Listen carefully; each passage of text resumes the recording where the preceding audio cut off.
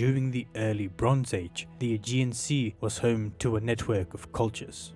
These included the Helladic culture in mainland Greece, the early Minoans in Crete, the cultures of Western Anatolia, and the Cycladic culture in the islands of the central Aegean. Archaeological and genetic evidence suggests that the inhabitants of these regions largely descended from the Neolithic Anatolian farming populations. Though they had formed distinct cultures, they remained closely interconnected through trade and shared traditions. In this video, we are going to focus on the Cycladic culture. By 3200 BC, all of the major Cycladic islands had been settled. The inhabitants lived in small farming and fishing communities, but over time, these developed into larger settlements connected by extensive trade networks.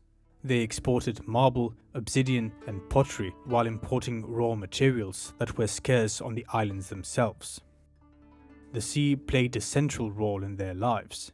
Long before the widespread use of sails in the region, Cycladic mariners crossed the Aegean in oared boats, navigating between the islands and the mainland coasts. The Cycladic people were also among the most skilled craftsmen of their age. They produced some of the earliest bronze tools and weapons in Europe and became renowned for their marble working. Their most famous creations were the distinctive marble figurines with folded arms. Among all the artifacts they left behind, none are more mysterious than a peculiar group of objects that archaeologists have spent more than a century trying to understand. Today, they are known as the Cycladic frying pans. More than 100 examples are known. The majority have been discovered in the Cyclades, though many have also been found in mainland Greece, while 2 examples are known from Anatolia and 1 from Crete.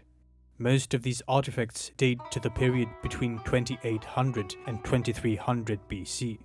They are found primarily in graves, although a smaller number have also been discovered in settlements. Their modern name comes entirely from their appearance. Most consist of a shallow circular vessel with a projecting handle, giving them a resemblance to frying pans. However, despite the name, archaeologists are virtually certain that they were not used for cooking. No traces of burning or exposure to fire have ever been identified on any known example. Most frying pans were made of clay, although a few were crafted from marble and steatite, while the 2 examples discovered in Anatolia were made of bronze. Their size and shape vary considerably. Some possess forked handles, while others have handles resembling the Greek letter P. The vessels themselves are generally shallow and carefully finished, often featuring highly polished surfaces. What makes these artifacts particularly remarkable, however, is their decoration. The decorated side is usually the outer surface rather than the interior.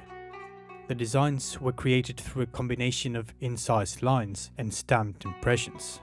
Spirals, stars, zigzags, and fish are among the most common motifs.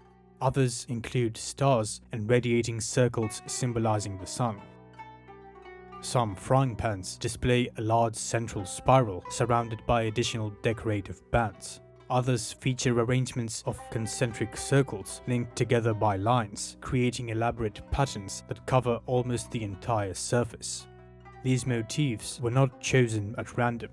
Similar symbols appear elsewhere in Cycladic art, suggesting that they carried meanings understood by the people who created them.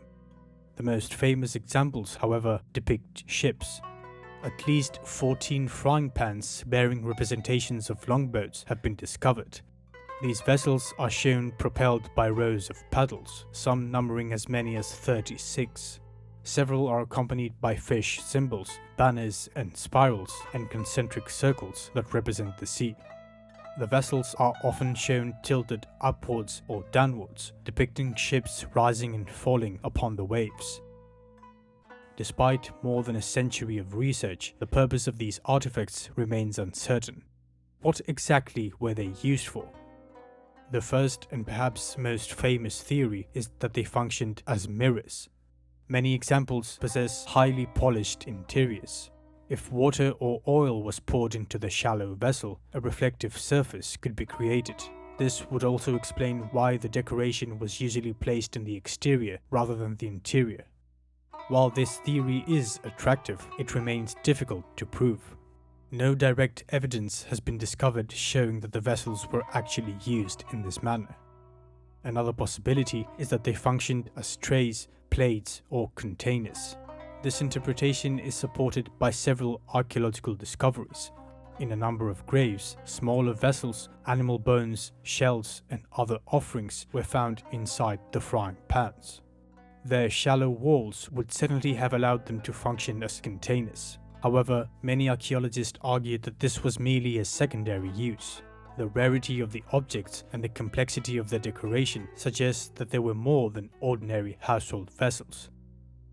A third theory proposes that the frying pans served a ritual purpose. The fact that most examples come from graves is difficult to ignore. Some were placed beside the deceased, others near their heads, and a few were deposited inside specially constructed niches within tombs. Several examples have also been associated with particularly rich burials containing valuable objects made of marble and bronze. Some scholars have proposed an even more intriguing possibility, that the frying pans were connected to a female deity, specifically the mother goddess, worshipped across the eastern Mediterranean at that time. Several examples feature what are often interpreted as fertility symbols.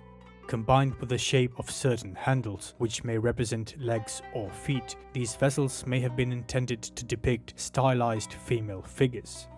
This interpretation gained additional support from the discovery of a frying pan at Marathon, whose handle ends were sculpted into naturalistic feet. Some scholars have argued that at least certain frying pans functioned as symbols of status and identity, reflecting the social standing and achievements of their owners, and preserving important aspects of an individual's identity, both in life and in death.